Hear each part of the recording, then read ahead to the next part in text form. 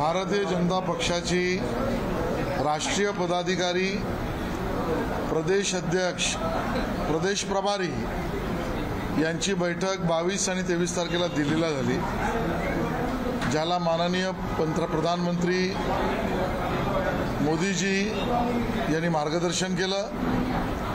माननीय गृहमंत्री अमित शहाजी यांनी मार्गदर्शन केलं आणि संपूर्ण वेळ आमचे राष्ट्रीय अध्यक्ष जगत प्रकाश नड्डाजींनी आम्हाला सगळ्यांना आगामी कार्यक्रमांबद्दल अवगत केलं। भारतीय जनता पार्टी लोकसभा निवडणुकीच्या प्रत्यक्ष कामाला सुरुवात आम्ही केलेला आहे आणि प्रत्येक राज्यांच्या 23 तारखेनंतरच्या 7 दिवसांमध्ये केंद्रीय भारतीय जनता पार्टीने जो सर्वसमावेशक कार्यक्रम दिला आहे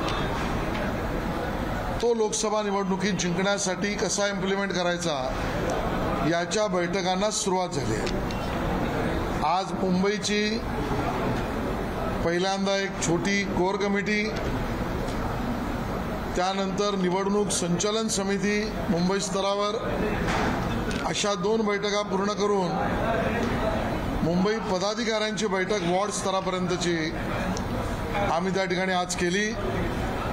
लक्ष्य एकच आहे, मुंबईतल्या 6ही जागा महायुतीमध्ये आम्ही जिंकणार।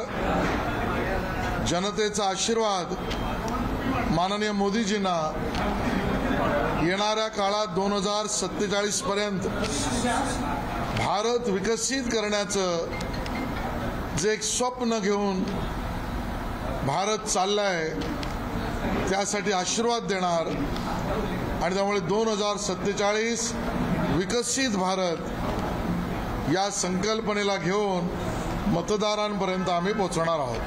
सर, अयोध्येसाठी मोठ्या प्रमाणात भाजपकडून तयारी करण्यात येते। मुंबई भाजपकडून नेमकं कसं नियोजन असणार का? मुंबईतून अनेक रामभक्त जे आहेत त्या अयोध्येला जाणार आहेत, त्यांच्यासाठी काय विशेष भाजप करते? खरं तर प्रत्येक हिंदूचं स्वप्न पूर्ण होण्याचा दिवस 22 जानेवारी आहे। हजारो वर्षांचं युद्ध, त्याला विराम देण्याचा दिवस आणि ते स्वप्न पूर्ण होण्याचा दिवस हा 22 जानेवारी आहे। साधू संतांच्या अपेक्षा पूर्तीचा दिवस 22 जानेवारी आहे। विश्व हिंदू परिषदेचे सर्व कार्यकर्ते स्वर्गीय अशोक सिंघल यांच्या मेहनतीचं फळ दिसणारा दिवस हा 22 जानेवारी आहे। संघ परिवाराने समाजाला जोडण्याचं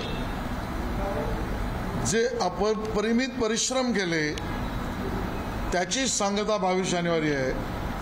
भारतीय जनता पक्षाने प्रत्यक्ष राम मंदिराची लढाई ज्या वेळेला हे सगळे लोक विरोध करत होते, यात्रा अडवत होते, कारसेवकांवर गोळ्या घालत होते, अडवाणीजींना अटक करत होते, मोदीजी प्रमोद महाजनांवर कारवाई करत होते, कल्याण सिंगांचं सरकार घालवत होते, त्यावेळेला याची लढाई भारतीय जनता पक्ष लढला।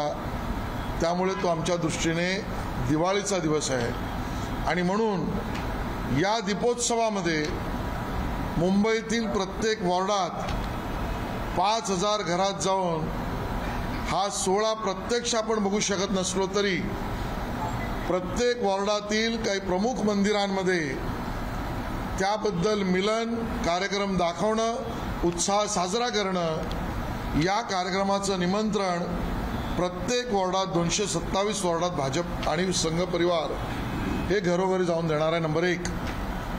नंबर 2, प्रत्येक वॉर्डातील किमान 10,000 घरात हा उत्सव आहे हिंदुंचा, हा राष्ट्रभक्तीचा उत्सव आहे, म्हणून 10,000 घरांमध्ये दिवे लावणं, दीपोत्सव करणं याची योजना भारतीय जनता पार्टी राष्ट्रवाद संघ परिवाराबरोबर करते।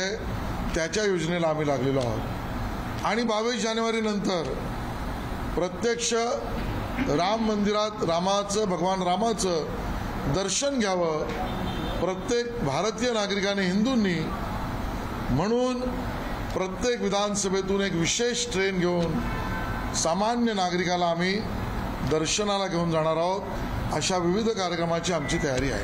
सर, अजित पवार पुण्याचे पालकमंत्री झाल्यानंतर आपल्याला विकास निधी मिळत नाही असा आरोप आणि पत्र जे आहे ते भाजपच्या तिथल्या पदाधिकाऱ्यांनी आणि एकनाथ शिंदे गटातील पदाधिकाऱ्यांनी पत्र लिहिलं जिल्ह्यात. मला वाटतं असा विषय केला की याची मला माहिती नाही, पण सगळ्यांनी समोपचारानेच चालायला पाहिजे.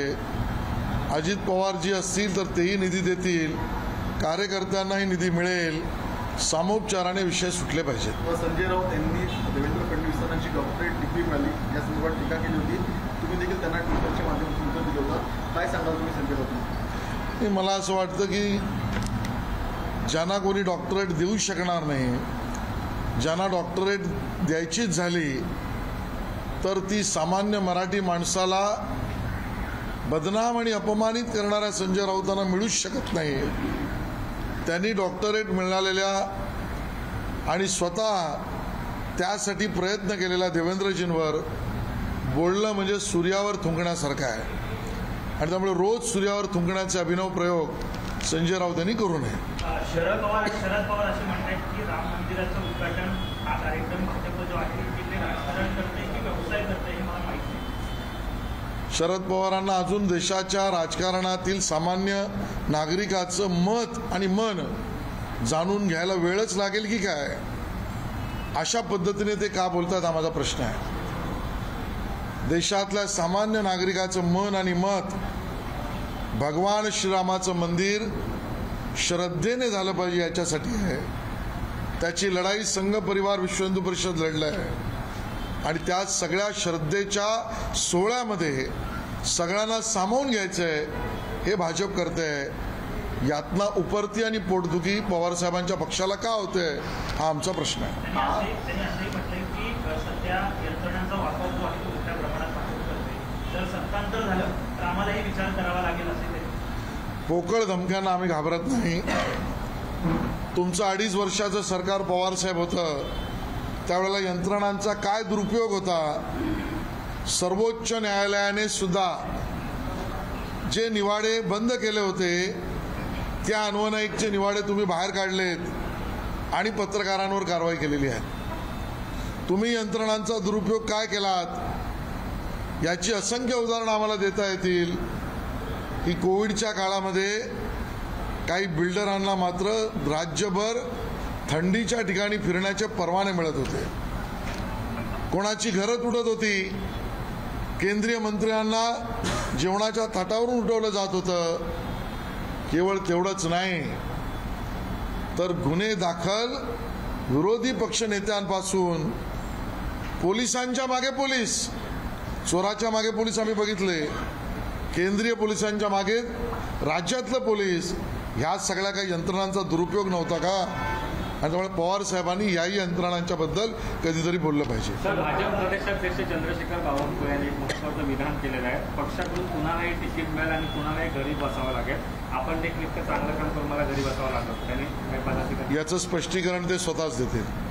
तर काळामध्ये शिवसेना गटाचे आमदार कंत्राटदारावरची घटना काल समोर आलेली आहे. त्यांचं म्हणणं आहे की कंत्राटदाराला वारंवार सांगून रस्त्याचं काम होत नव्हतं म्हणून मला हा पवित्रा घ्यावा लागला. अशा प्रकारे बघता उभाटा गटाची सत्ता होती. मला असं वाटतं की या सगळ्या घटना ज्या आहेत मला त्याची पूर्ण माहीत नाही. सर्वसाधारणतः अजय चौधरींचा स्वभाव नसावा असं माझं मत आहे. पण कंत्राटदार काम करायला आला तर त्याला मारा आणि काम होत नाही म्हणून आदित्यजींनी बोंबा मारा, हे कुठेतरी सोची समजी स्क्रिप्ट आहे. मुंबईकरांसमोर नवीन सीसी रोड आणि अन्य काम होत आहे याला डाग लावण्याचा कार्यक्रम आहे. एका बाजूला आदित्य ठाकरेंनी म्हणायचं कंत्राटदार कामच होत नाही, करतच नाही, दुसऱ्या बाजूने कंत्राटदार काम करायला गेला तर त्याला मारायचं. यामागे मला षडयंत्र दिसतंय. संजय राऊत असं म्हणतात की भाजपा पक्षाचा जन्म हा 2014 नंतरच झालेला आहे. आता माध्यमात जे लोक बोलत आहेत ते चटणी आणि लोणच्यासारखे आहे. त्यांच्या पक्षाचा जन्म कधी झाला आहे त्यांना माहिती आहे का? ते स्वतः शिवसेनेत लोकप्रभामधून कधी आले हे तारीख तरी त्यांना आठवतंय का? लोकप्रभामध्ये असताना बाळासाहेबांवर, हिंदू हृदय सम्राट बाळासाहेबांवर खालच्या स्तरावर जाऊन टीका करणारे लेख संजय राऊत तुम्ही लिहिले होते हे तरी तुम्हाला आठवतंय का? आणि म्हणून संजय राऊतांना एवढंच पुरेसं आहे की तुमच्या पक्षाचा जन्मही झाला नव्हता त्यावेळेला मुंबई महानगरपालिकेमध्ये जनसंघ आणि भाजपचे नगरसेवक निवडून आले होते. तुमच्या पक्षाचा जन्मही झाला नव्हता. त्यावेळेला महाराष्ट्राच्या विधानसभेत मुंबईतून जनसंघ आणि भाजपचे आमदार निवडून आले होते. तुमच्या पक्षाला चिन्हही मिळालं नव्हतं. त्यावेळेला आमच्या चिन्हावर तुमच्या पक्षाची लोक निवडणूक लढले होते. याचा थोडा अभ्यास करा आणि मग अग्रलेख लिहायला बसा. सर, कांदा प्रश्न जो आहे तो पेटलेला आहे. विरोधक आक्रमण करतात. कांद्याचे भाव सुद्धा आता वाढलेले पाहायला मिळतात. आक्रोश मोर्चे जे आहेत ते सुद्धा विरोधातून काढले जातात. येणाऱ्या काळामध्ये मला असं वाटतं यावर देवेंद्रजींनी भूमिका स्पष्ट केली आहे. कांद्याचे भाव वाढले तर त्या ठिकाणी ग्राहकाला त्रास, कांद्याचे भाव कमी झाले त्यासाठी प्रयत्न केले तर तो शेतकऱ्यांना त्रास. अशा पद्धतीने काही लोक या राज्यामध्ये लोकांना भडकवण्याचं काम करत आहेत.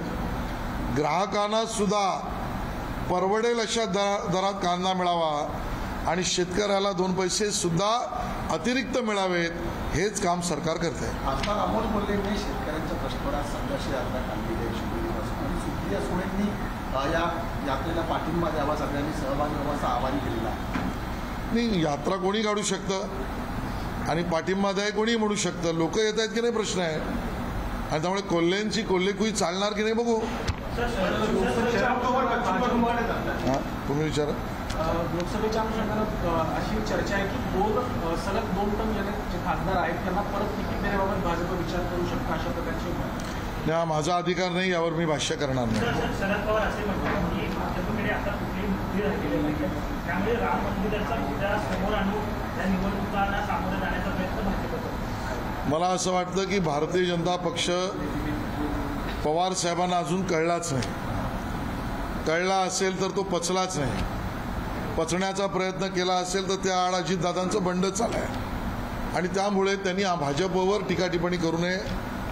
2047 पर्यंत भारत विकसित देश होईल हे स्वप्न घेऊन माननीय मोदीजी आणि भारतीय जनता पार्टी विकसित भारत यात्रा एका बाजूला करते, दुसऱ्या बाजूला संघटनेच्या ताकदीवर प्रत्येक बूथवर 51% मतं मिळवण्याचं संघटनात्मक जाळं विणते आणि तिसऱ्या बाजूला श्रद्धेच्या या सोहळ्यामध्ये सामान्य हिंदू भारतीयाला सहभागी सुद्धा राम जन्मभूमीत करून घेते.